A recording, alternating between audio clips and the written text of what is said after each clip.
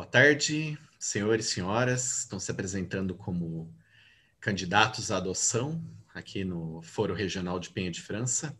Bem-vindos.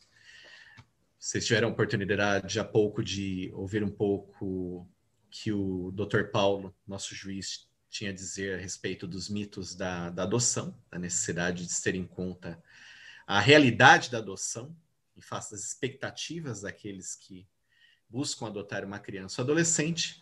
Eu vou falar brevemente um pouco do papel do Ministério Público, tanto nas habilitações à adoção, como nos procedimentos de adoção propriamente ditos. Não vou entrar em detalhes legais, vou deixar essa pesquisa para os senhores e senhoras fazerem.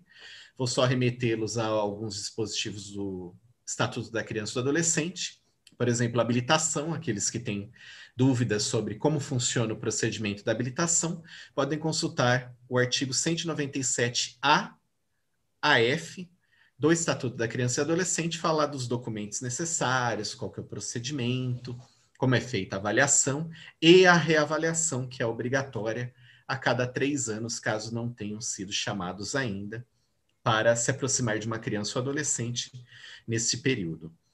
Já as regras gerais da adoção, elas podem ser encontradas a partir do artigo 39 do Estatuto da Criança e do Adolescente, vai basicamente até o artigo 50, no tocante à adoção nacional.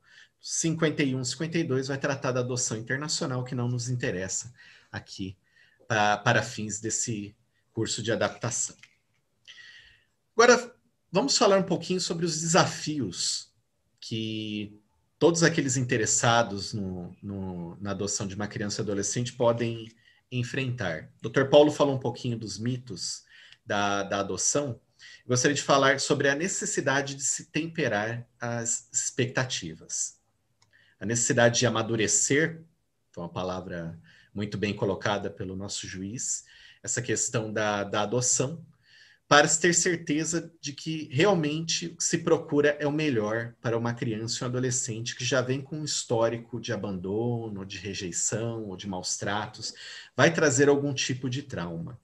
Nem todos vão ter oportunidade de adotar uma criança que praticamente saiu da maternidade e não passou por uma instituição de acolhimento.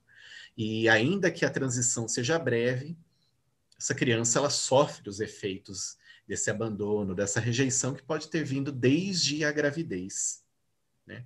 Temos muitos casos aqui de crianças que são deixadas em maternidades por genitoras que fizeram uso de drogas durante o estágio pré-natal ou não fizeram nenhum acompanhamento médico.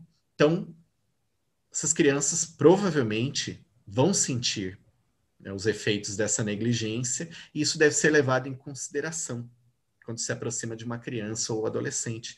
E existem aqueles casais que, dependendo do perfil que fizerem constar na sua habilitação das crianças ou adolescentes que desejam adotar, vão se aproximar de crianças ou adolescentes numa idade um pouco mais avançada.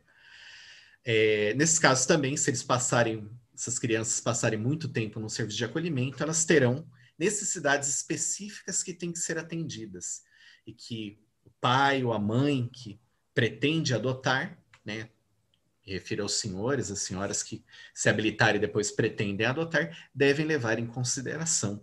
Porque nós estamos lidando com crianças e adolescentes reais, que têm necessidades singulares, cada um deles.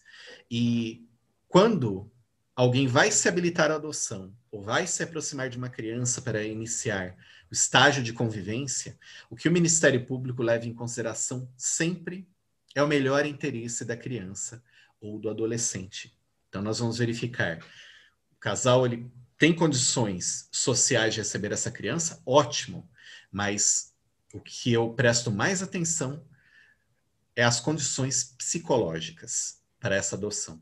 Principalmente se houver uma aproximação não bem sucedida, ou mais de uma, verificar o impacto que essa aproximação não bem sucedida vai ter na criança ou adolescente, verificar se o casal realmente está se preocupando com o melhor para essa criança ou adolescente. Por isso que é muito importante que haja muita reflexão, preparo, não só no estágio de habilitação, mas depois quando se aguarda ser chamado pelo setor técnico do juízo, quando surge uma criança ou adolescente dentro do perfil indicado, para que se aproxime dessa criança ou adolescente. E por falar nessa questão do perfil, é muito importante que o perfil ele seja o mais amplo possível para que não se espere muito para ser chamado. Então, existem muitos casais que talvez pensem, puxa, eu me habilitei, passou 1 ano, 2 anos, eu não sou chamado, por que será? Isso foi algo que o Dr. Paulo mencionou, que é a questão do perfil extremamente restrito. As pessoas querem adotar um recém-nascido, uma criança pelo menos entre 0 e 2 anos de idade, vai verificar que não há muitas crianças nesse perfil que estão em condições de serem colocadas para adoção. Ou se há, é possível que ainda a situação dessa criança esteja sendo discutida ainda em juízo, que é a questão da destituição ou não do poder familiar do pai e da mãe.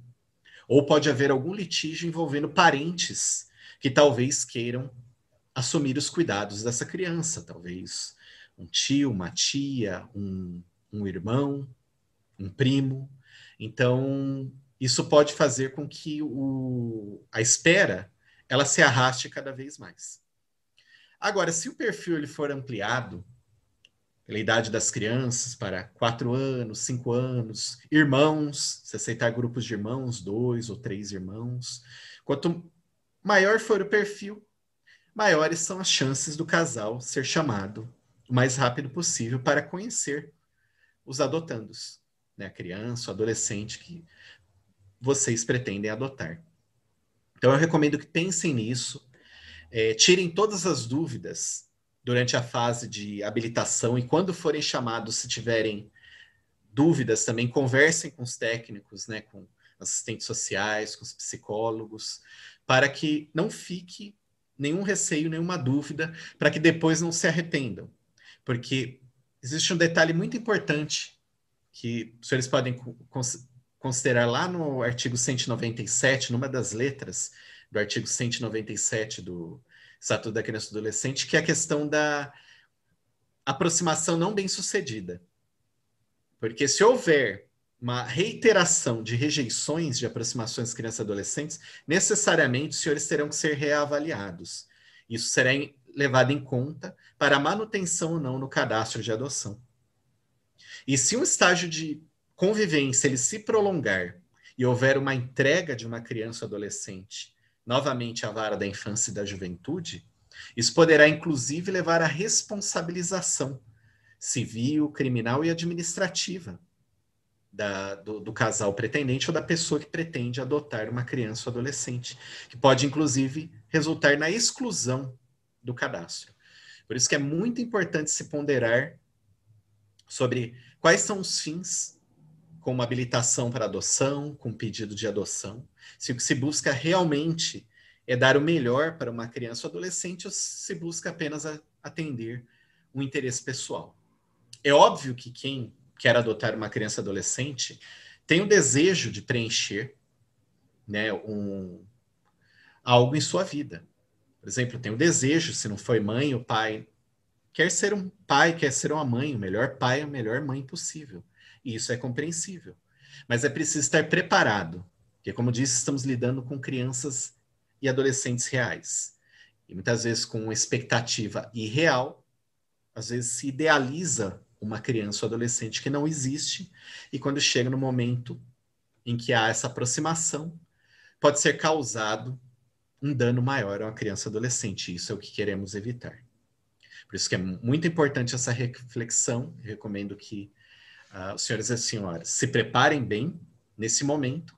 Saibam que é um passo muito importante, como o Dr. Paulo mencionou, o Instituto da Adoção, ele é um instituto que visa preencher o vazio que foi deixado por uma família natural, que o natural seria a criança ou adolescente ser criado com seus pais biológicos, com uma família extensa, mas naqueles casos em que não é possível manter na família natural, na família extensa, a criança tem que ser retirada e encaminhada para uma família substituta. O Instituto da Adoção é o melhor que existe para preencher esse vazio. Então, eu parabenizo todos os senhores e as senhoras por essa iniciativa. Se preparem bem, tiverem quaisquer dúvidas, conversem com assistente social, com a psicóloga ou psicólogo que forem cuidar da sua habilitação ou da aproximação com eventual criança ou adolescente, para tirarem todas as dúvidas. E como sempre, nessas oportunidades que tenho de falar um pouquinho para os candidatos à adoção de crianças e adolescentes, eu recomendo alguns filmes para ponderarem alguns desafios que podem surgir durante esse processo, principalmente quando já houve habilitação e há o chamamento para se aproximar de uma potencial criança ou adolescente para adoção. Pode ser alguma divergência entre o casal. É muito importante que, se for um casal que for adotar, ambos estejam bem alinhados quanto a essa questão e não esteja simplesmente querendo adotar para agradar um outro, ou talvez para salvar um relacionamento que não está sendo muito bom no momento. Então, pensem muito bem se é o momento de procurar a adoção de uma criança ou adolescente. Pode ser uma criança ou adolescente, como disse, que passou muito tempo institucionalizado e vai levar traumas ou tem um conhecimento de um histórico de vida que pode depois querer buscar as suas origens biológicas. E esse é um direito que a criança ou adolescente tem. E principalmente depois de atingir a maioridade, o Estatuto da Criança e Adolescente prevê, em um dos dispositivos que eu mencionei para os senhores e senhoras, essa possibilidade, esse direito de conhecer a origem biológica, a origem genética. E isso pode ser um desafio que o pai ou a mãe que adotou pode vir a enfrentar. Não significa que é uma rejeição, né, que não cuidou bem, mas significa simplesmente aquele desejo de satisfazer a curiosidade, saber, né, como eu vim parar aqui, né? Por que eu acabei sendo encaminhado para a adoção? É um direito que a criança, adolescente ou adulto, depois, ele tem e que pode ser atendido, claro, às vezes com a devida orientação psicossocial. E outro desafio que pode surgir, principalmente na adoção de grupos de irmãos, é a divergência que pode acontecer, principalmente com aqueles que são mais velhos, especialmente com adolescentes, que talvez não estejam muito seguros quanto a uma adoção, ou ainda estão apegados demais aos pais, à família natural, ou à família extensa, e isso pode talvez atrapalhar um pouco a aproximação com os seus demais irmãos ou o próprio procedimento de adoção. É algo a ser levado em consideração, algo a ser estudado.